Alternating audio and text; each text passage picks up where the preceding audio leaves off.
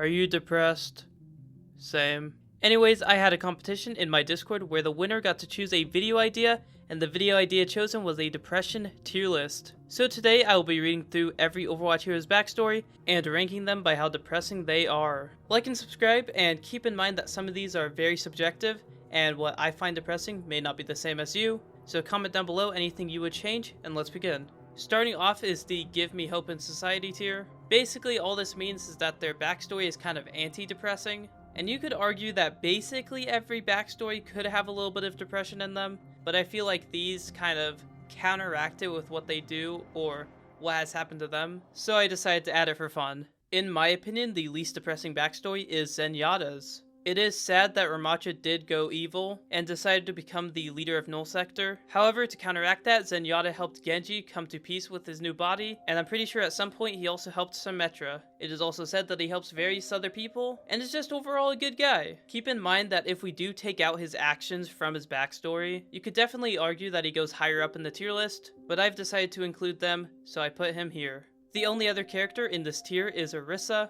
Orisa was recreated by destroyed OR-15s, which is sad on its own, but the fact a little girl recreated the Omnic to make her kinda sweet is the reason why I put her in this tier. Also, since Orisa is kind of a new Omnic in a way, you could technically argue that the OR-15s are not part of her backstory. However, Orisa kind of being like the baby of Overwatch is kind of wholesome, so I put her down here anyways. However, like I said, if you think she deserves higher because her species was kind of wiped out by Doomfist, I think that's understandable, and I actually didn't even think about that till now. She is kind of the last of her kind. However, who knows, maybe Ify will rebuild multiple OR-15s, and Orisa won't be the last of her species.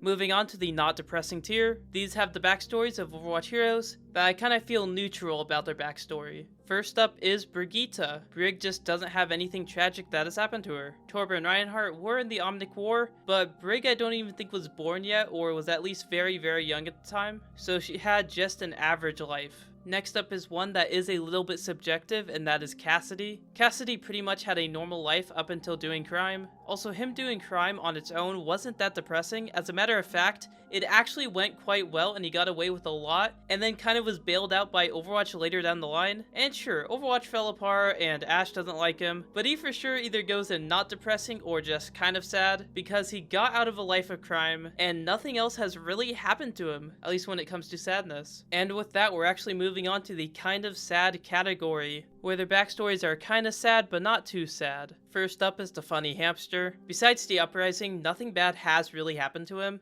Basically everything goes right for him, and he shows himself off in Junkertown, being the bodyguard of the queen. I do think it's a tad sad that he had to experience the Horizon Uprising, but his life was turned into something great afterwards, and I don't know if he actually cared about the people there, so he goes here. Next up, believe it or not, is Mora. Mora doesn't really have anything tragic that has happened to her, but she is a bit of a psychopath, which is sad. It is very, very hard for me to say that she has a sad backstory though, because she just doesn't. She chose her life and enjoys it, so it's kind of sad that she's like this, but I wouldn't call her backstory sad, if that makes sense.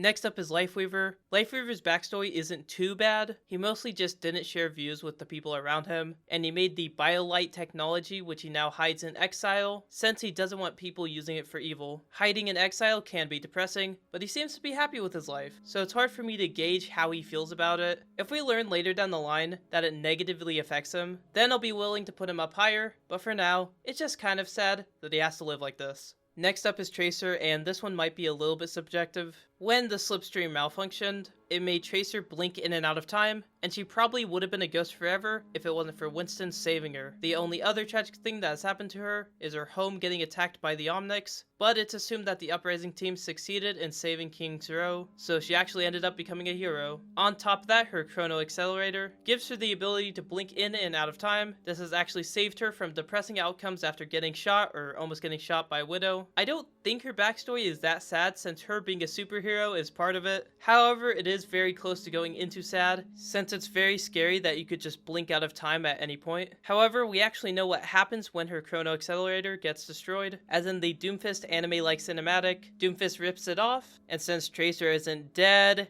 we can assume that Winston just made another one or put a new one on, so she should be fine. Tracer has quite a complex backstory, so feel free to tell me what you think.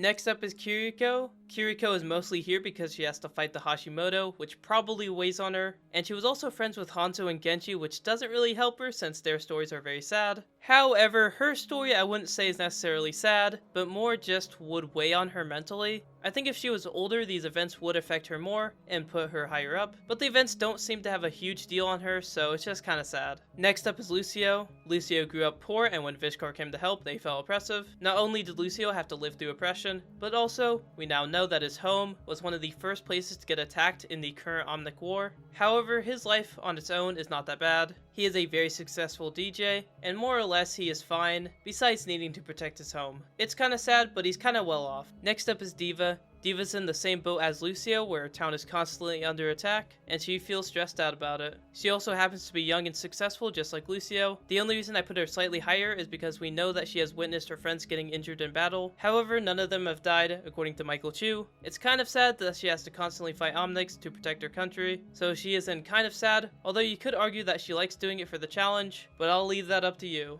Next up is Echo. Echo doesn't really have anything tragic except for being in hibernation and her creator getting killed. The hibernation honestly isn't that depressing, but her more or less parent getting killed does really suck. And that's why she's in kind of sad. Nothing really has happened to her, but losing your creator does really suck.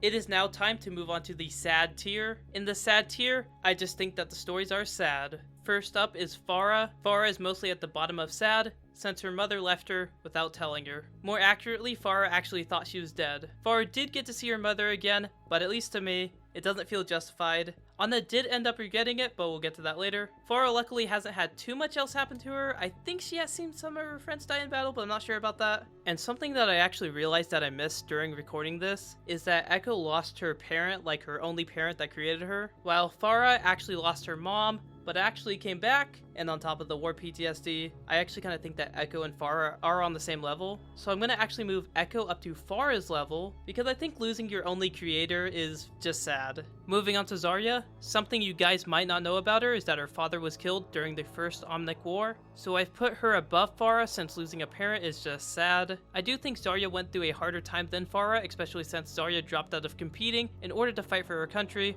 but it's not the saddest sad story I've ever heard, because she was quite successful, and from what we can see, she's not too scarred from it, so she's just as sad. Next up is Winston. During the Funny Monkey Uprising, Winston's pseudo-father, Dr. Winston, was unfortunately killed with all the other scientists, and Winston had to build a spacecraft in order to leave. And besides that, nothing that bad has happened to him. It is mentioned that some restrictions were put on him for caution, but it seems like people fully trust him now. It's just very tragic his father figure died, and that's just like Zarya to me. You could argue he goes higher since he is the only species that can talk and doesn't want to kill people that we know of. So just like Tracer, comment down below what you think. Next up is Torbjorn. Torbjorn's ranking is actually a little bit lower than I want it to be, because it feels like there's a little bit of missing lore in my opinion. First off, he was injured during Operation White Dome, which is sad on its own. However, he apparently made the E-54 Bastion unit, which obviously was used against them during the Omnic War and killed probably millions. However, I actually think that the people working on the lore for Overwatch actually forgot about this because they connected the dots between Torbjorn and Bastion, but they never connected the dots that Torbjorn made the Bastion unit. I could have missed something, but I don't think Torbjorn ever griefed over it. So because he doesn't care, just like Mora, I can't really place him higher if he doesn't feel grief for it. You know what, now that I'm thinking about it, I'm gonna move him up, because it's kind of ridiculous that he's not griefing over it. Maybe he has dementia and that's why he forgot about it, I don't know. I'm gonna put him in Depressing, actually. I'm gonna skip a lot, because that's pretty depressing. Imagine you make the killer robot that kills millions, assumedly. I don't even know if assumedly is a word,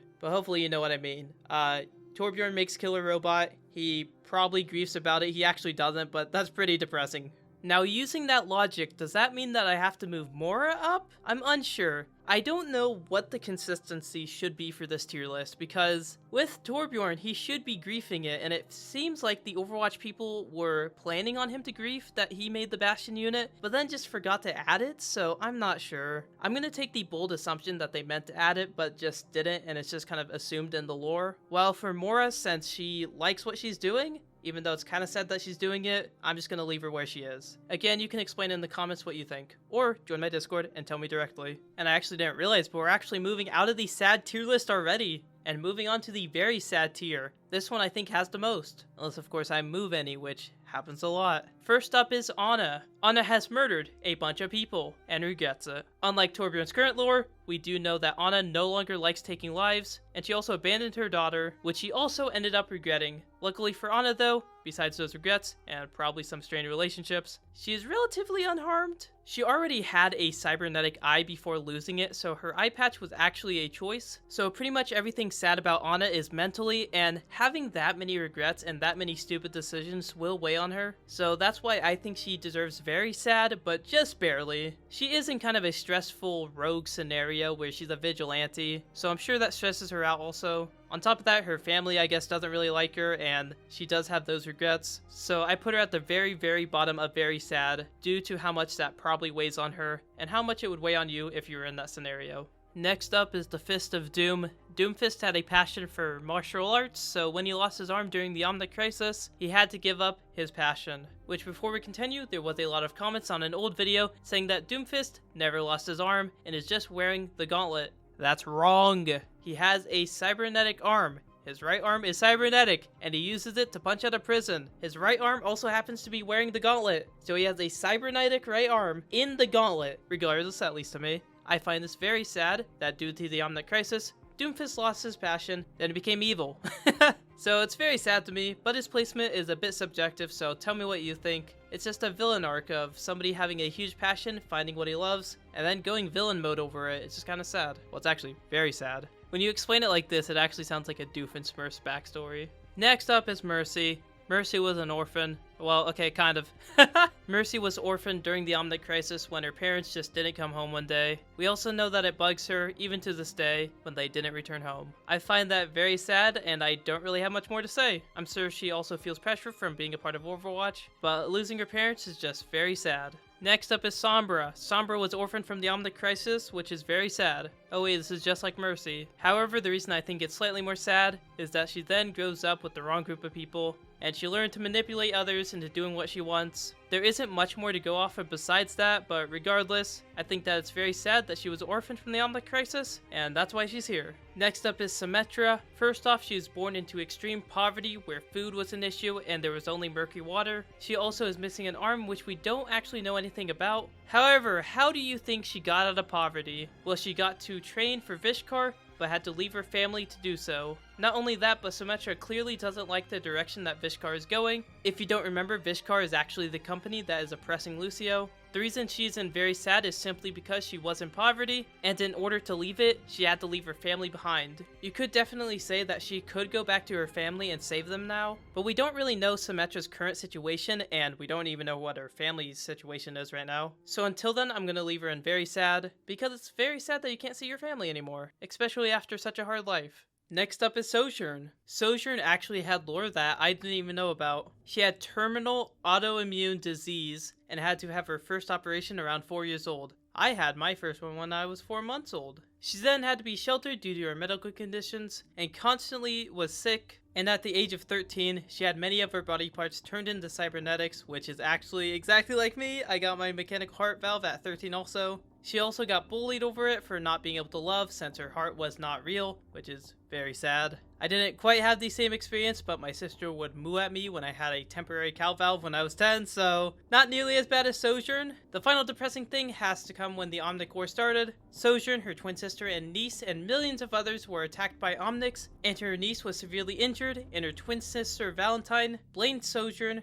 for not helping Bonnie and instead helping her. Even though Sojourn was thinking tactically by saving her sister it would give them a better chance of survival, Valentine didn't see it that way. What's even worse about this is that Bonnie was actually, I think, crippled because of it. I'm not sure exactly what they mean by it, but basically Bonnie was not able to walk again. However, after enough time, Valentine and Sojourn did eventually make up, even though they stopped talking for a long time. So basically, Sojourn ended up going through a lot of traumatic events, and it makes me feel really bad for her. And I think it's very sad, especially because she could have helped her niece, and she had to live a life of cybernetics because she didn't really have a choice in it. Next up is Ash, and her story is kind of simple. She grew up in a wealthy family but was very neglected, and on top of that, since her classmates' parents worked for Ash's parents, when they lost their job, the kids at school hated Ash because Ash's parents screwed them over. This all added up to Ash becoming a criminal, And I think this is very sad because she lost some key parts in her life, particularly her family and potential friends. And I'm not sure whether to put this above Sojourn or under Sojourn, because it wasn't really her fault that the kids bullied her, it was her parents, and then her parents also neglected her. So I actually think it's more sad than Sojourn's, even though it's kind of her fault she fell into crime. But at the same time, she had such a terrible upbringing that it was kind of inevitable. The next 5 that I'm about to rank, I think kind of deserve their own middle tier, but I couldn't think of a good name for it, so just keep in mind that the next 5 of these, I think would be in their own tier, but it would be the very, very sad tier. First up, I'm gonna go with Hanzo. Hanzo was born into a crime empire, which is a little sad on its own, but after his father dies, he is told that Genji needs to do more. However, the confrontation went south, and Hanzo thought he killed his brother. This story is very sad, and Hanzo has to live with the fact that he severely injured his brother. But besides that, Hanzo doesn't really have anything else going for him that's depressing. Hanzo did get kicked out of the clan and is now being hunted by him, so that means that he must live in isolation, on top of the regret of almost killing his brother. It is a little bit up in the air what Hanzo is doing now and how he is doing. We know that he always talks about his honor and all of that, so he's obviously trying to regain his honor in some way. But having to live in isolation because you might be assassinated, and also thinking that you killed your brother, and having to live with the fact that you did mutilate him a little bit, a lot of bits actually, it's gonna be rough, so that's very sad. Next up is Reinhardt. Reinhardt had to let his mentor die due to his mistakes, and he also had to watch the others get hurt like Torbjorn. I don't think there is too much to say about him, but it's very sad that he caused the death of his mentor, and I'm pretty sure that if Baldric didn't die, he was actually going to join Overwatch. Either way, it's very sad that it happened, and that is why Reinhardt is in very sad. However, I do think that this story is very much bordering on depressing to the point of where I kind of want to move it, just like how I moved Torbjorn. He actually got his mentor killed. And now that I'm thinking about it, the animations, you can see him busting through walls to help injured soldiers, and that would mess you up. So I'm going to actually move him to depressing, and I'm going to move him above Torbjorn, I think, just because I think Reinhardt did go through more. Next up is Mei, and I gotta mention that this one was very, very controversial. Either people think it's very depressing or just regular sad, so I put it in very sad. Basically, Mei goes into cryo-freeze with some of her other scientist friends, who we can assume she knew very well. Something malfunctions and 9 years pass, and when she wakes up, everyone is dead and she must escape on her own. Besides that, nothing else really happens to her. It is a very, very depressing event, don't get me wrong. And she's probably gonna have PTSD because of it, and she also time traveled 9 years into the future, so gonna be a little bit of awkward time stuff there, but she ended up getting out of it okay. I don't know, it's just kind of a weird event. So I put it in very sad because she did lose a lot of friends there, and technically she has to readjust to being 9 years into the future alongside whatever trauma she has gained. But this one was very hard, very controversial, so just remember that when I place something, if you think it deserves 1 tier higher or 1 tier below, I think it'll be okay if I'm 1 off. Next up is the funny sword man. As we already know, Hanzo almost killed Genji, but something we haven't talked about yet was that Genji did not like being a cyborg for a long time. Nowadays though, he actually has come to peace with his cyborg body. Since Genji is forced to be a cyborg though, it is very sad, but he has come to terms with it, so Genji is a bit of a hard one to rank also, like Mei. For now, I'll put him here, as his whole identity comes from almost being killed by his own brother, which really sucks. However, he is at peace with it, so not quite as depressing. Next up is Soldier 76 with another one that is very, very hard to rank, because he's in a scenario kind of like Torbjorn where Reaper and Soldier fighting at the Swiss Overwatch headquarters supposedly got it destroyed, so he should feel guilty about blowing it up or whatever destroyed means.